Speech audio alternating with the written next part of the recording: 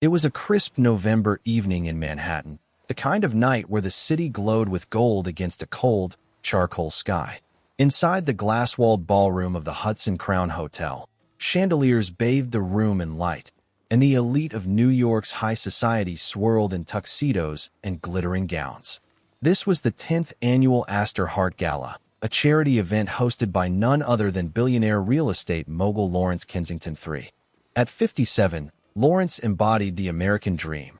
Born in Queens, built a billion-dollar empire with his bare hands, and now sat atop the city like a king. His legacy was his obsession, and tonight, he was to introduce the heir to his empire, his 28-year-old son, Bradley Kensington, to the business world.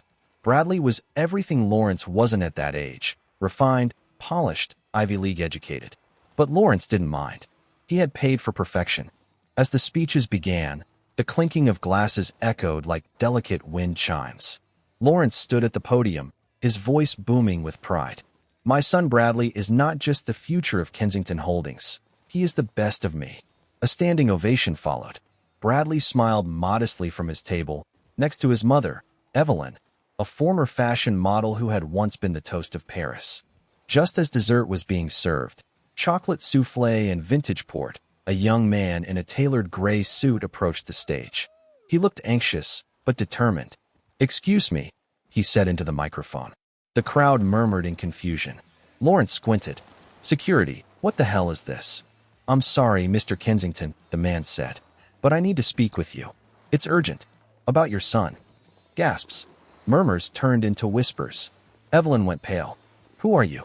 Lawrence demanded, his voice tightening. "My name is Dr. Alan Meyer. I work at the Westchester Fertility Institute. 29 years ago, your wife underwent IVF there. I've uncovered a tragic error in our system, a case of mistaken embryos. Bradley is not your biological son." The ballroom fell into stunned silence. Someone dropped a glass. It shattered, as if echoing Lawrence's world in that moment. Evelyn stood, trembling. "Lawrence, No," he said coldly, eyes locked on her. "You knew?" "I suspected. I got the call a month ago," she confessed, tears in her eyes. "I didn't want to lose everything. I didn't want to lose you."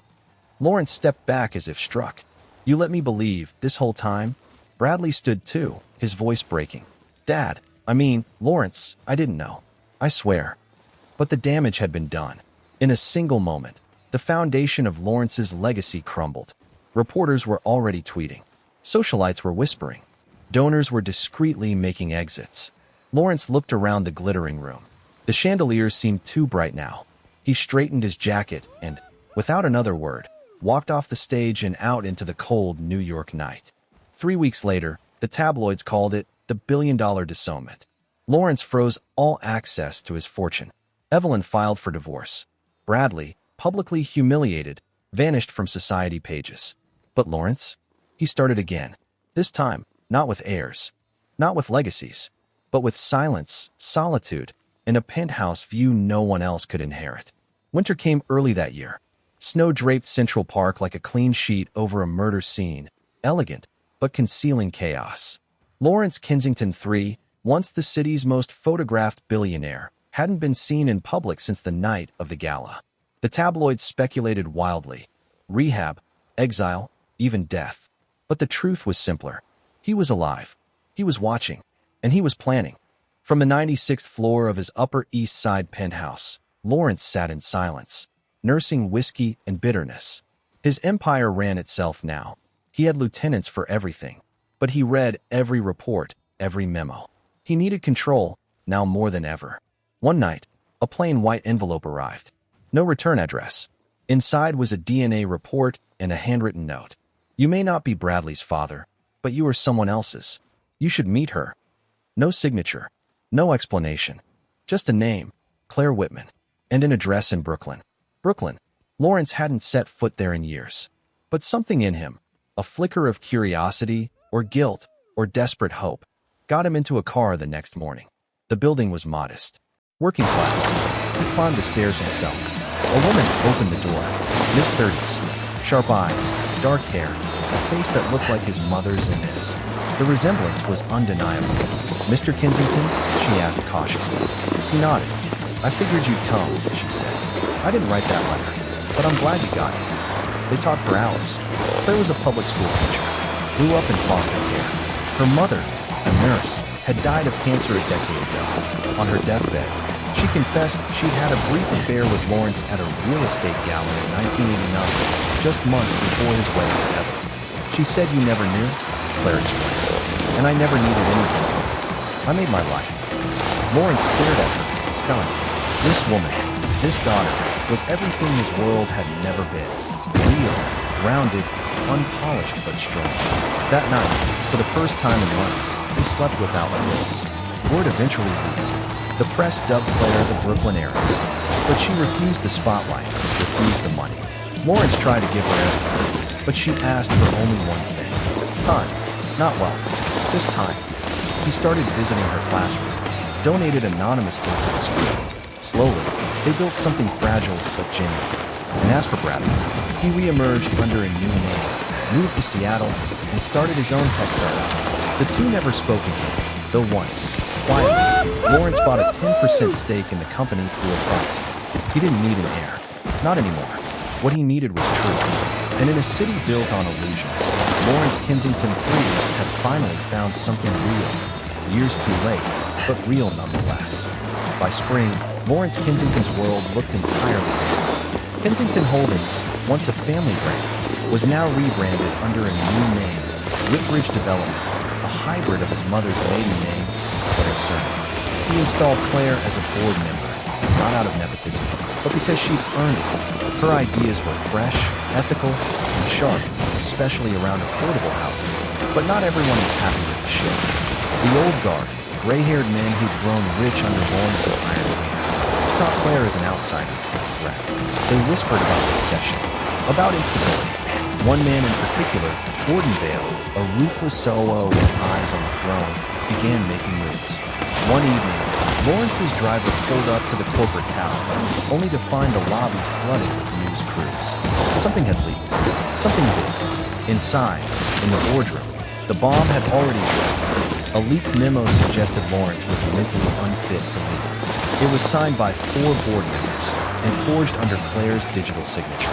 The betrayal cut deep. Lawrence's hands trembled, not from age, but fury. He turned to Claire, who looked just as stunned. I didn't write that, she said. I swear to God. I believe you, Lawrence replied. But now, we burn them. Overnight, Lawrence orchestrated a purge, the quiet buyouts, strategic firings. He called in old favors from journalists, politicians, and lawyers he'd kept in his pocket for decades. By week's end, Gordon Vale was out, disgraced by leaked recordings of backroom scheming and financial manipulation. The others resigned before they could be dragged down with him. Claire, though shaken, emerged stronger. Her resolve impressed not only Lawrence, but the business world at large. She became the media's new guard, the reluctant heiress turned real estate revolutionary. But beneath the triumph, darkness lingered. One night, Lawrence received a photo slid under his door. It showed Evelyn, his ex-wife, dining with Gordon Vale in Milan, smiling. But attached was a note in scrawled black ink. You burned one enemy. You forgot about the woman who built your empire, and now wants it back. The past wasn't done with. And in a world where blood didn't die, betrayal was the only inheritance guarantee. 3 months after the boardroom coup, the Kensington name had all but vanished from Manhattan skyline, replaced with the clean, minimalist logos of Whitbridge Development. Yet, in the marble corridors of European banks and luxury law firms, another name was quietly rising from the ashes. Evelyn Whitmore Kensington. Long dismissed as a trophy wife, Evelyn had never been as naive as Lawrence, or anyone believed.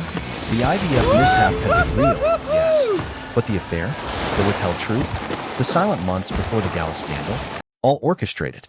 Evelyn was playing chess while everyone else was playing poker.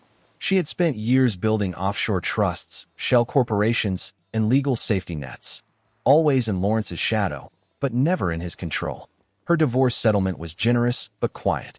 What no one realized was that she never needed alimony.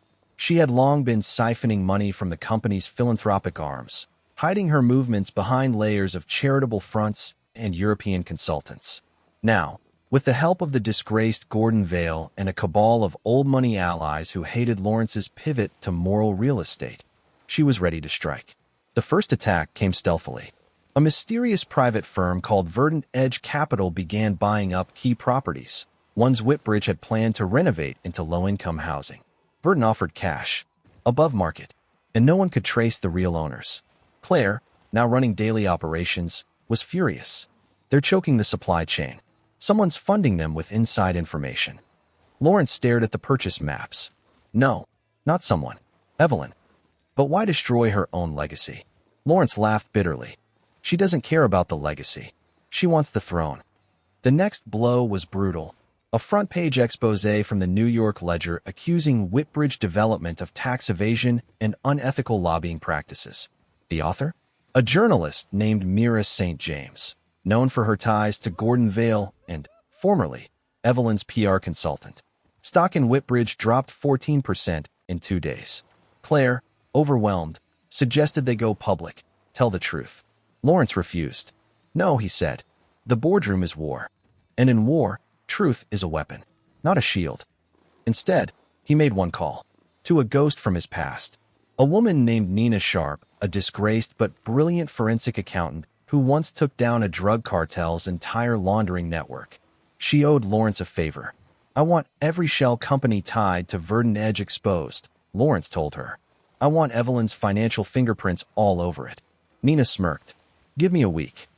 6 days later, Lawrence stood before the press with Claire at his side. Calm, collected, deadly.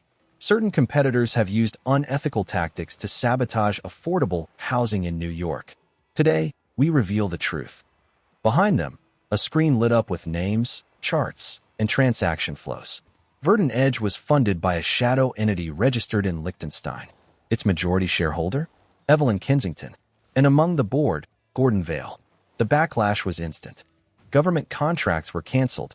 Evelyn's accounts were frozen pending investigation. Her reputation, carefully rebuilt, was annihilated.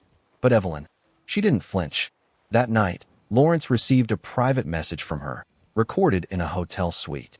I taught you ambition, she said, sipping wine. I gave you your polish, your social acumen, your first investors. You erased me, and now you think you've won? You've only delayed the reckoning. The video ended. Behind her in the footage, on a shelf, was a photo of a teenage girl.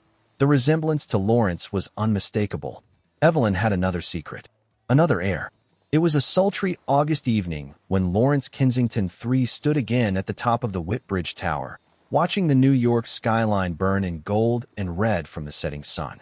But beauty meant nothing now. He knew Evelyn wasn't done. And now this child, this second heir, he had never felt older. Claire sat beside him, unusually quiet. She'd seen the video. She'd seen the girl. Her name was Juliette Vail, 18 years old, hidden her whole life behind boarding schools and international tutors. The daughter of Evelyn and Gordon Vail. But according to the genetic tests Evelyn leaked to the press, engineered, weaponized, and timed like a bomb, Juliette was Lawrence's biological daughter, too. The affair had been real. The press devoured it. Kensington's secret child to inherit half the empire. War of the heirs, Claire versus Juliette. Investors panicked again. Stocks tumbled. Claire was smeared as a fake heiress by tabloids Evelyn secretly funded. But worse than the media storm was the personal betrayal Lawrence felt now, not from Evelyn, but from his past self. Every secret, every affair, every manipulation was now coming back in Juliette's eyes, because she looked just like him at 18, and nothing like Evelyn. Lawrence requested a private meeting. It was arranged at the old Astor Heart Ballroom, the very place the original truth had shattered everything. Juliette arrived alone, in a sharp black suit, poised like someone 10 years older. You asked to see me, she said. He nodded. You're smart.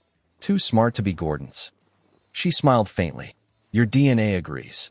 There was silence. Why now? Lawrence asked. Because my mother raised me for war.